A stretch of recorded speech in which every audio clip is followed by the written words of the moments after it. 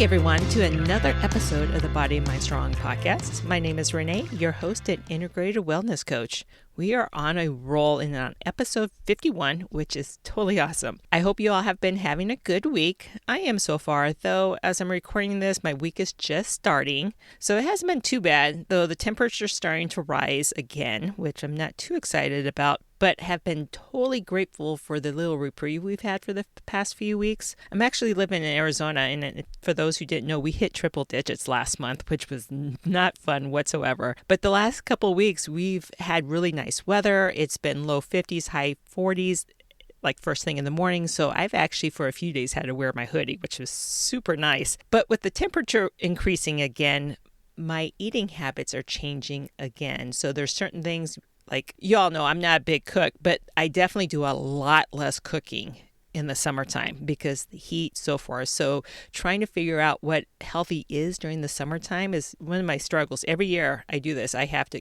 readjust, get back on track. And then I do, but I have to think back what's worked for me before. So speaking of healthy eating, that is actually our topic today. And it's probably not we're going to talk about it probably not in the way that you're used to hearing it, but from a realistic, personalized perspective. So when you hear the words healthy eating, what usually comes to your mind? Rules, restrictions, things you should be doing, things you shouldn't be doing, right? That's why I decided on this topic, because those words get brought up in conversations I have with my clients quite often. There is so much noise out there telling you how we're supposed to be eating. We should be cutting carbs. We shouldn't be eating late. We should be following this plan or that plan as it's the only plan that works for everyone. We've all heard these, right? And honestly, it gets overwhelming. And for a lot of people, it becomes one of the biggest reasons they struggle to stay consistent. That and, well, let's be real here. Where do we find the time? As busy, active women, we already have a lot on our plates, and sometimes trying to eat healthy feels like another have to on our to-do list, right? So instead of starting with rules, I want you to take a step back and redefine what healthy eating actually means to you. Healthy eating is not a one-size-fits-all. Healthy eating is about consistently nourishing your body in a way that supports your energy, your lifestyle, and your overall well-being. So, what is healthy eating again? It's nourishing your body consistently, not being perfect with it, but just being consistent. And we've talked about this with setting goals, achieving goals, those types of things.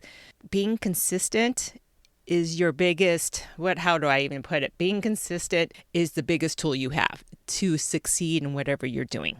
Another thing, what healthy eating is supporting your energy. So what do you do throughout the day? Are you super active? You have to support your energy, your lifestyle, and you have to support your overall well-being, mentally and physically, right?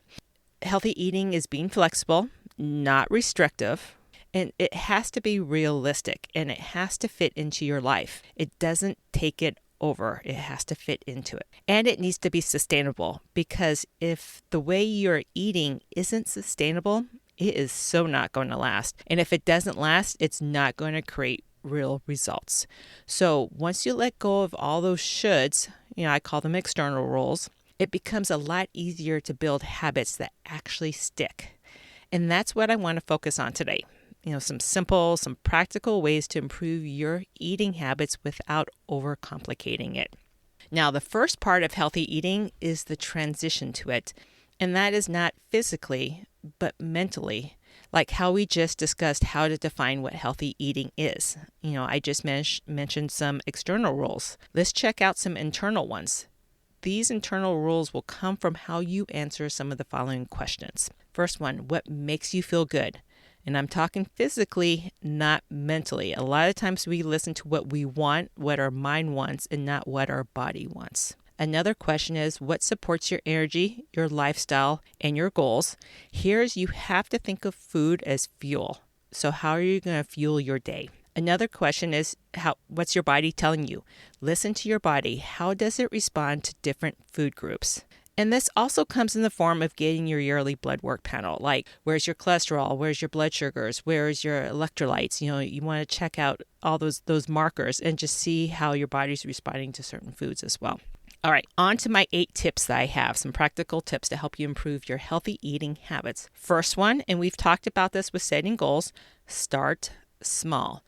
Don't try to change everything at once. If you do, it becomes too much, too fast, and too overwhelming. So just pick one thing at a time and build from there.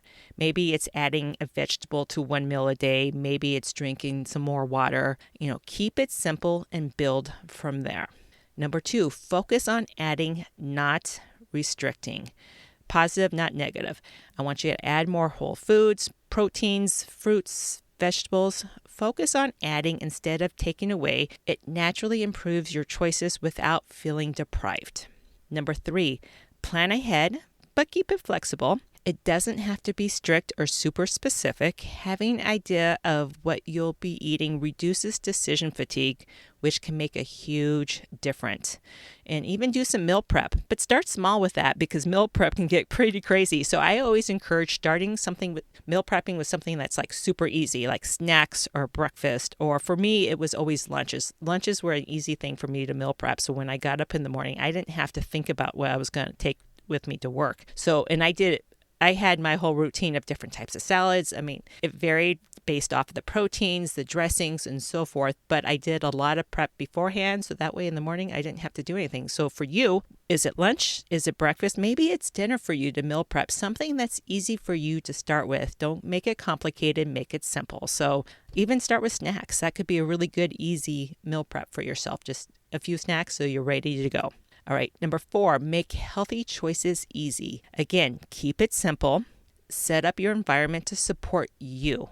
Keeping things easy, ready to go options available helps as well. Things that don't require a lot of time or effort, because the easier something is, the more likely you're going to stick with it. So a lot of my options, my ideas of what easy to go is grab things you can grab, like non-fat yogurts, low-fat cottage cheese, put them in cups, pre-bag some trail mix that you can just grab the bag and go because it's already measured out for you. Those types of things. I also with yogurt, I've also got into doing, I love Greek yogurt. And so I've also gotten into doing non-fat plain Greek yogurt, but I add a half a scoop of protein powder to give it some flavor and to take away that tartness that it has. And then sometimes I'll add dried fruit or fresh fruit to it. So that's an easy one for me just to grab and go too.